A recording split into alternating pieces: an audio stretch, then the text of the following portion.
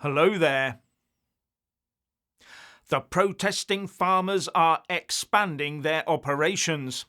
Having brought Morrisons on board, they are now targeting ASDA.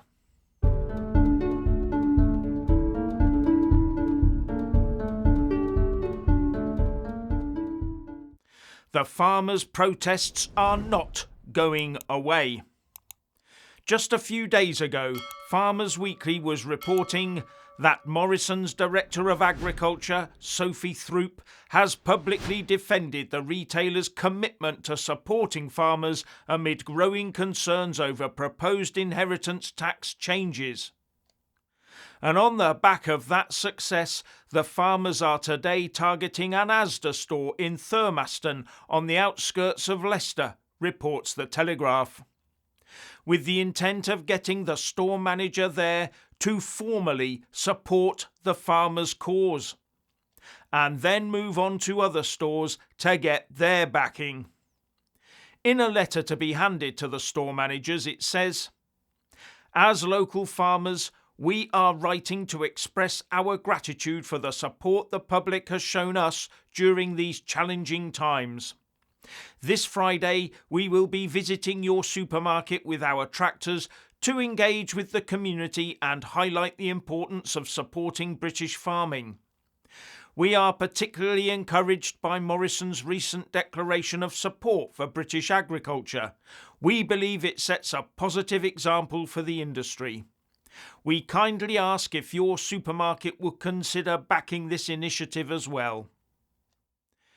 Now, one farmer told the newspaper that 1 in 5, 20%, of farms could go under should all these new tax rules go through, with the farmer himself, James Lomas, saying he faces a £1 million tax bill for earning a 33 grand a year salary, saying, "It will be disastrous for farming.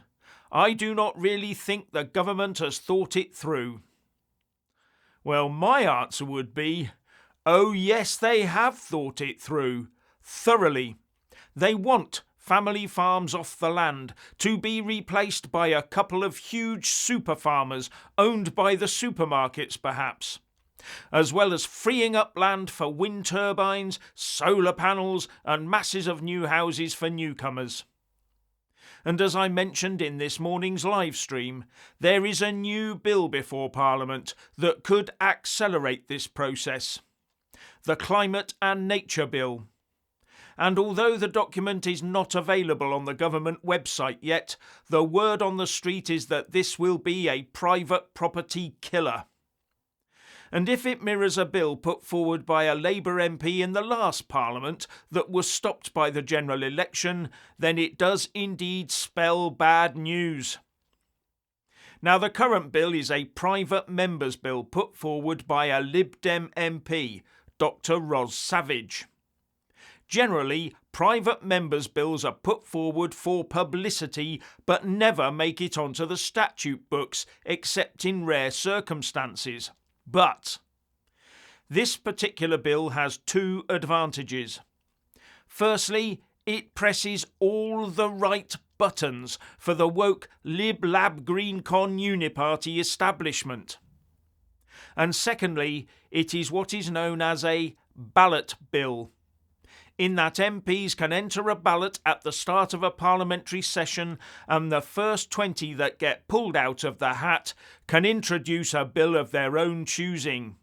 And because it's a ballot bill, it has the best chance of becoming law because they take priority over all other private members' bills and get given debating time.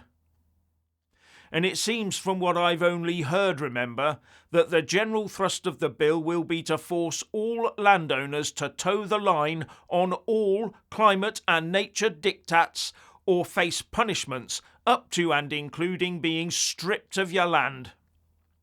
This is Marxist stuff in the making. It must not be allowed to become law. Richard. The farmers are playing this very well and are being restrained whilst hinting at the potential severity of their future actions to force the government to stand down on inheritance tax and other taxes levied at them. And I would say this is probably the final warning shot for Rachel Reeves, Keir Starmer, and the government. No farmers, no food might seem like a generic slogan, but the equation is incomplete because it should read no farmers, no food equals civil unrest. And this is something I have been warning about for some time because tempers are frayed in this country. I genuinely fear Sir Keir Starmer will trigger mass unrest, mass civil unrest in the United Kingdom, and there will be complete societal collapse as a result of the actions of both himself and his government.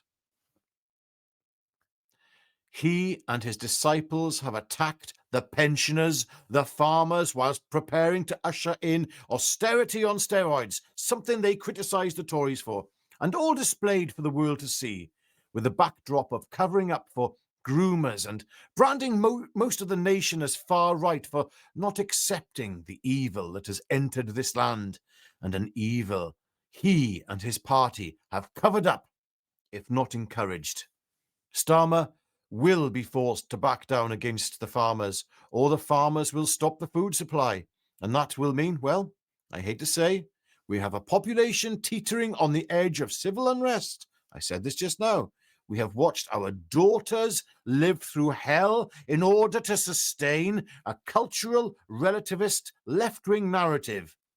And that went on in both parties. Just that alone should be enough to remove Starmer and Labour from the power in the next general election, but end the food supply, and you're throwing a lit match into a tank of fuel, and all bets are off. If the state has cultivated a society where you can't feed your children, your moral compulsion to remain obedient to the state or the law is removed. It's that simple. In fact, many I have spoken to believe that moral compulsion has already ended. We have crossed that Rubicon. But I could never possibly endorse such a notion, could I? No. So there you have it. Things are not looking good for the United Kingdom. We have a government and MPs in Parliament who are willing to destroy our heritage and destroy our agriculture. They've already destroyed our industrial base, and they've made our energy the most expensive on the planet. This is not going to end well for the UK and the people in it. I fear for our future.